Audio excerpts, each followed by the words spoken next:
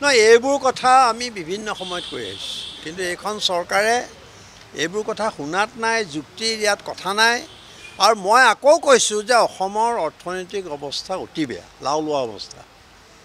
নানান ধৰণৰ আঁচনি এইবোৰ কৰি ফুৰিছে, দুটামান বিভাগত অলপ পইচা আছে, সেইবোৰ মুখ্যমন্ত্ৰীয়ে নিজেই কি কয় চোৱা চিতা কৰে। বাকী সামগ্ৰিকভাৱে তেওঁলোকৰ টকা পইচা নাই। তেওঁলোকে লোন লৈ পেলাই, ঋণ লৈ পেলাই কোনো অৰ্থনৈতিক এটা ভিজন নোহোৱাকৈ তেওঁলোকে কি কয় হিতাধিকাৰী সৃষ্টি কৰিছে। গতিকে স্কুলবিলাকৰ আন্তঃগাঁথনি নাই, অথচ ইংৰাজী মাধ্যমৰ সুন্দৰ স্কুল কি কয় বনাবৰ কাৰণে তেওঁলোক তৎপৰ হৈছে। সেইকাৰণে এতিয়া ওলাই পৰিলে আজি এই ঘটনাটো আপুনি যিটো কথা উল্লেখ কৰিলে, ফিজ ঘূৰাই দিবলগীয়া হৈছে। অলপ দিনৰ আগতে ল'ৰা ছোৱালীক প্ৰাক্তন ছাত্ৰসকলক ফেন লাইট এইবিলাক বেঞ্চি এইবোৰ কৰিবলৈ দিছিলে, আৰু এতিয়া এই অৱস্থাটো কৰিছে। এইটো বিষয়ে অৱশ্যে মই জাষ্ট ৰাতিপুৱা শুনিলোঁ, কালি শুনিলোঁ।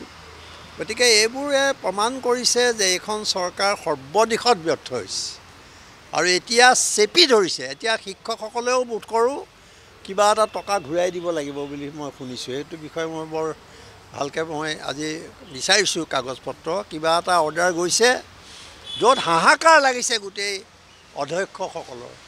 স্কুলবিলাকত কিবা এটা দিম বুলি কৈছিলে টকা, সেই টকাটো তেওঁলোকে দিয়া নাই এতিয়ালৈকে। ধৰক 50,000 টকা দিব লগা আছিলে, দিছে 30,000। এতিয়া সেই অৱস্থাত তেওঁলোকে কি কৰিব? আৰু তেওঁলোকে যিটো পইচা পায় স্কুল কলেজবিলাক, তেওঁলোকেতো মেইনটেনেঞ্চৰ কাৰণে, আমি আগতে কৈছোঁ এইবোৰ কথা, তেওঁলোকৰ কোনো উপায় নাথাকে। সেইকাৰণে আন্তঃগাঁথনি ভাঙি পৰিছে আৰু এই ব্যৰ্থতাবোৰ লুকুৱাবৰ কাৰণে আৰু স্কুলবোৰ সম্পূৰ্ণ ধ্বংস কৰি অসমীয়া মাধ্যমৰ স্কুল, অসমীয়া ভাষা শেষ কৰিলেই ইতিমধ্যে, আৰু যি আছে অলপ চলপ সেইখিনি শেষ কৰিবৰ কাৰণে এইবোৰ একো একোটা পদক্ষেপ।